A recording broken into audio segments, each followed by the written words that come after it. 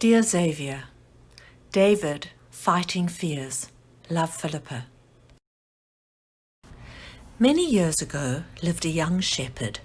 His name was David, and he lived in Israel. He was a gentle soul who loved taking care of his sheep. He was also a talented musician. At the end of each day, after his sheep had enough to eat and drink, David sat under his favorite tree and played his harp. David was an Israelite, and Saul was the king of Israel, who wasn't doing too well for his kingdom. He had recently lost another battle against the Philistines. He returned to his castle, exhausted, defeated, and afraid. The Philistines were a formidable army. They towered above the Israelites and made them look like teeny-weeny dinky toys.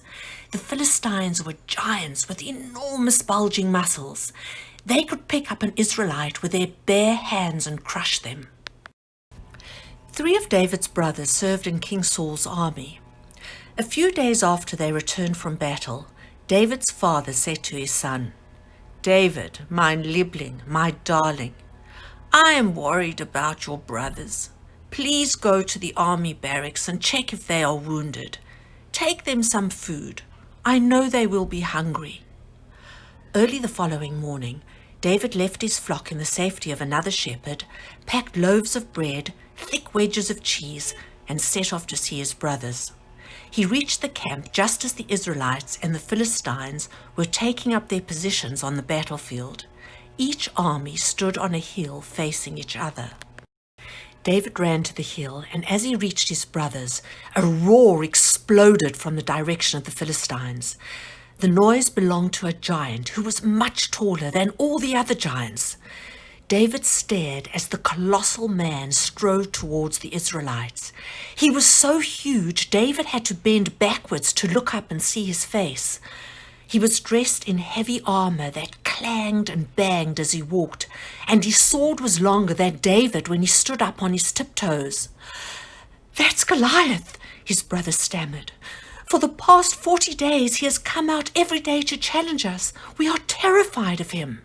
"You are an army of nebbishes," Goliath bellowed, his voice echoing against the hills. "You are a bunch of weak and pathetic men. Not one of you is brave enough to fight me," he sneered. The Israelites knew Goliath was right about them. They were timid and meek, and that made them nebbishes. "Is there anyone who will step forward and fight him?" David asked his brothers.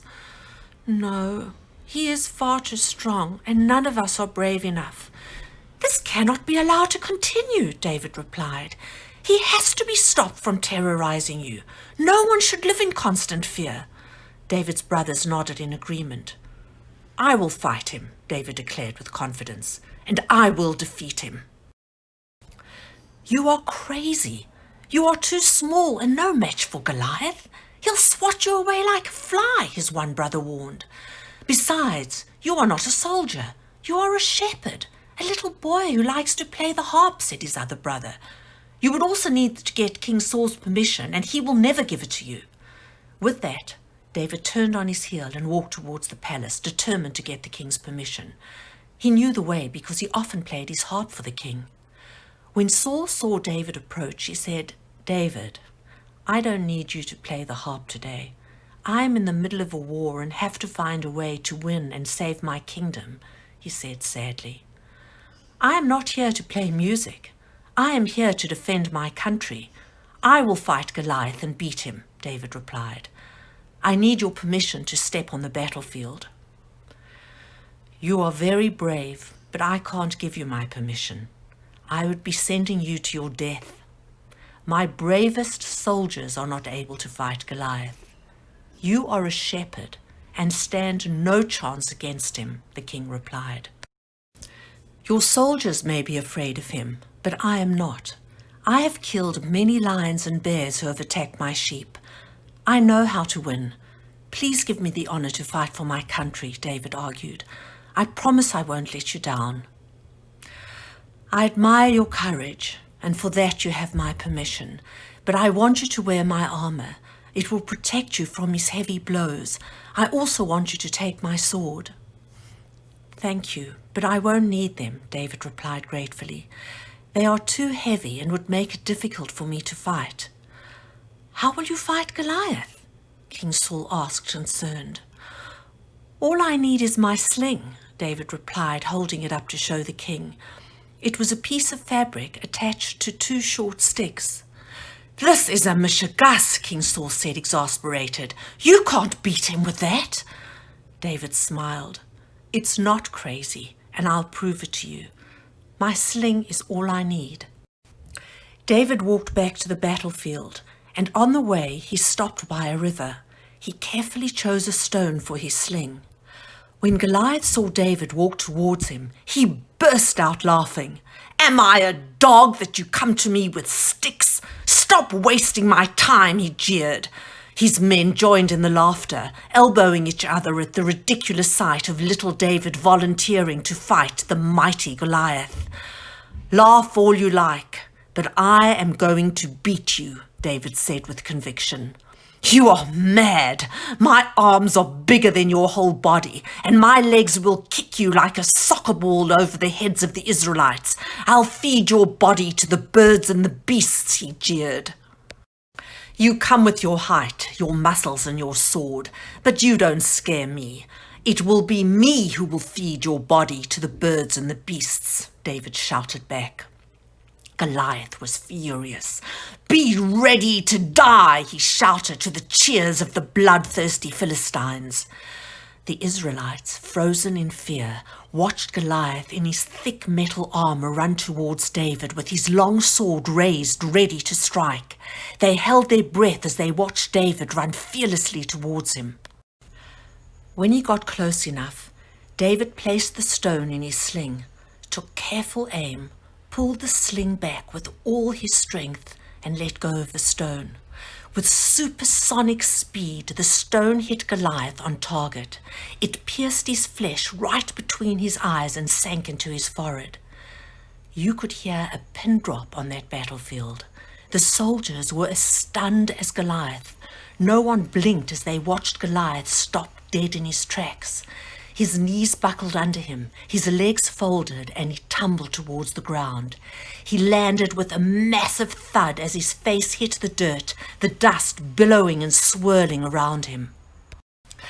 There was a gasp from both armies. It felt like time stood still. No one believed their eyes.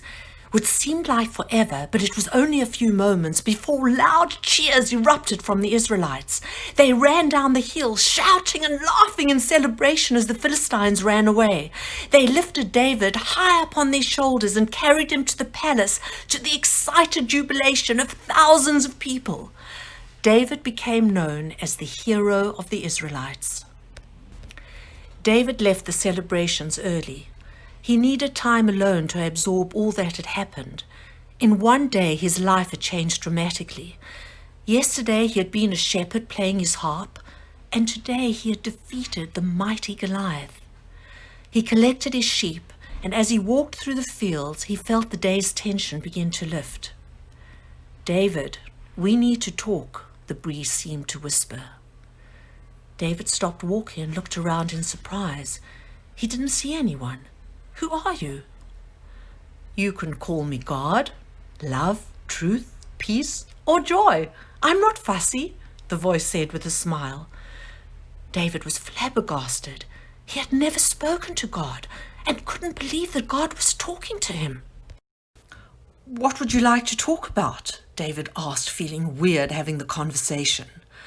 "I want to congratulate you on your bravery. You were awesome." "Thank you, but it was only because of you that I beat Goliath," David replied, glowing from God's praise. "Just like you helped me beat the lions and the bears." "I had nothing to do with any of it. The credit belongs all to you." "What do you mean?" David asked, bewildered. "I would be a lousy God if I only gave courage to you and nobody else." "If that was true, how come no one else had the courage to fight Goliath?" David asked. "It was because their fear overpowered them. They looked at Goliath and saw themselves as puny in comparison. If you think of yourself as little, you are little. But it was only their thinking that was little, and that made their fear seem humongous. You did the exact opposite. Goliath's size meant nothing to you because your thoughts were focused on your gigantic talent with a sling. Are you saying that we get to choose what we do with fear? Yes, that's exactly what I'm saying. You can choose fear to empower you or defeat you. I don't always choose fear to empower me, David admitted. There are times when I am afraid, like when I'm out walking my sheep and get too close to the edge of a cliff. I'm scared I'll fall off. That kind of fear is my way of warning you of the potential consequences. The other fear comes from the things we tell ourselves that make us afraid. Like the Israelites told themselves they could never beat Goliath. You told yourself that you would succeed. That's because I knew I could beat him with my sling, David replied. When people aren't blinded by fear, they are able to come up with creative ways of overcoming obstacles like you did. Everyone believed there was only one way to beat Goliath, with heavy armor and a sword. You made fear your friend by working with it, not giving in to it, and came up with an ingenious plan. David nodded his head in agreement. Now that I am the hero of the Israelites, I have the responsibility to teach them how to become fearless warriors. I worry how best to train them, he confided. Help them understand that fear only lives in the past and the future. It never lives in the moment, and that's the only time that counts. I don't understand that at all, David replied. No one ever has fears in the moment. Fears always have to do with something that may happen tomorrow or something that happened yesterday. Think of the past as Goliath. He's gone. His threat is over and there's nothing more to fear, just like the past. As for the future, people are afraid that something terrible will happen in time, but no one can be certain that it will happen. Even if something did happen, there is always a gift that arrives with the difficulty. Look what happened to you today. You overcame a problem, and your gift was giving the Israelites peace. David smiled. David, I mentioned that sometimes fear is my way of warning you of the potential consequences. I am warning you not to allow arrogance to get the better of you and think you can do whatever you want. Don't forget your values from being a shepherd. The same love and consideration you give your sheep, give it to everyone. Real strength is humble and kind, Peace declared. David had stopped listening. God let out a deep sigh. David's biggest battle will be the one against himself.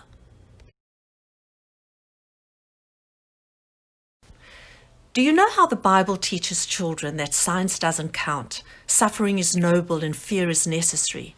It describes a God that is easily offended, has a fragile ego and a lust for revenge. My Bible stories reverse all of that. They are filled with wisdom, sprinkled with humor and cloaked in kindness.